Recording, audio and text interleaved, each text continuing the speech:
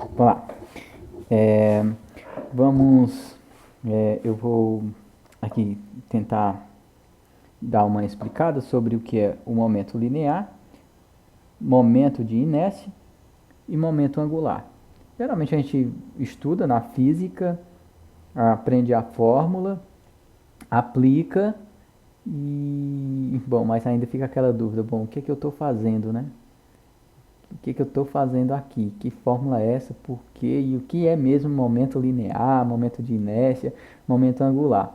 Bom, vamos tentar simplificar, né, para a gente entender. Depois a gente volta a esses termos. Eu vou chamar aqui, só trocar a corzinha aqui para dar um destaque. Vou chamar, certo? Vou chamar momento linear de movimento.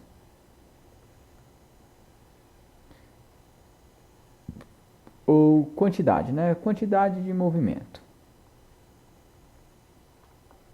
Quantidade de movimento. Bom, vamos começar aqui por momento linear. Quantidade de movimento. Bom, eu tenho massa, eu tenho velocidade, eu tenho aceleração, eu já tenho um monte de definição. Aí me surge agora momento linear. Por que momento linear? Porque velocidade, aceleração, e isso não define todos os fenômenos que acontecem no dia a dia. Por exemplo, eu vou tentar fazer aqui um ônibus. Eu andei praticando, gente, eu tô fera nisso. Tô fazendo ônibus aqui, que é uma maravilha. Rapaz do céu. Então, vou fazer aqui um ônibus. Até aqui ficou bom. Tan, tan, tan, tan, tan, tan. Uhul. Cara, vamos lá. Tchan, tchan, tchan, tchan, tchan, tchan, tchan. Bom, eu tenho aqui um ônibus e eu tenho um carrinho de passeio. Vou fazer aqui. Eita carrão. Vamos lá. Isso aqui, né? Curso de arte. Vamos lá. Então eu tenho um ônibus a 20 quilômetros por hora. 20 quilômetros por hora. E eu tenho também um carrinho a 20 quilômetros por hora. Então, bom, certo. E aí? Eu já defino velocidade, certo? Agora, eu quero saber momento linear. Momento linear é a quantidade de movimento. E eu não posso dizer que um carrinho com 20 quilômetros por hora vai ter o mesmo momento linear que um ônibus, né? Que tem uma massa maior com 20 quilômetros por hora. Porque nesse ônibus eu tenho mais movimento, eu tenho mais massa se movimentando, então tem mais movimento aqui do que aqui, ok? Então vamos começar chamando o meu momento linear de P. P é o meu momento linear. Meu momento linear, certo? E esse meu momento linear, como nós já vimos, depende da massa. Não é isso? Depende da massa. Observa. Se eles estão com a mesma velocidade, mas um tem mais massa do que o outro, é que eu tenho mais movimento, certo? Eu tenho mais movimento do que no carrinho pequeno, então eu tenho um momento linear maior.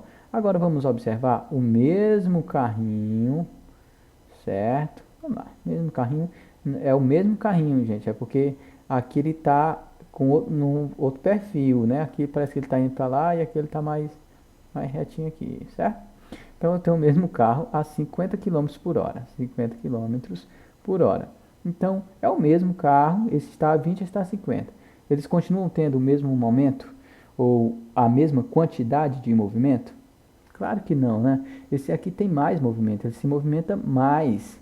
Então, enquanto em uma hora ele se movimenta 20 quilômetros, esse movimento 50, tem mais movimento aqui, certo? Então, o meu momento linear, ou quantidade de movimento, depende da massa, mas depende da velocidade também.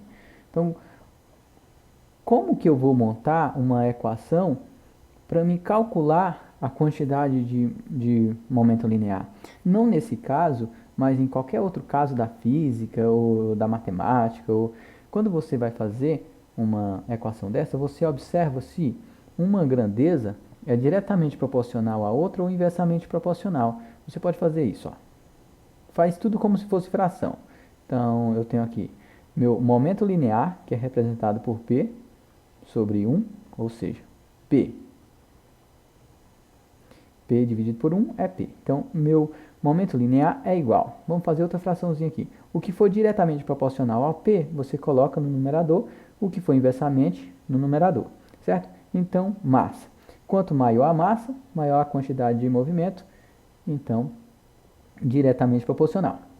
Velocidade. Quanto maior a velocidade, maior a quantidade de momento linear ou movimento. Então, diretamente proporcional. Então, ficou aqui, P é igual a massa vezes a velocidade. Então, eu não precisei ir lá no livro e decorar essa fórmula. Eu, observando, vi que a quantidade de movimento, o momento linear sendo a quantidade de movimento, vai depender da massa e da velocidade. Então, meu momento linear vai ser igual ao quê? A massa vezes a velocidade. Por quê? Porque são diretamente proporcionais. Ok? Eu iria explicar os outros também, mas o vídeo vai se tornar longo, então vai ficar para os próximos vídeos.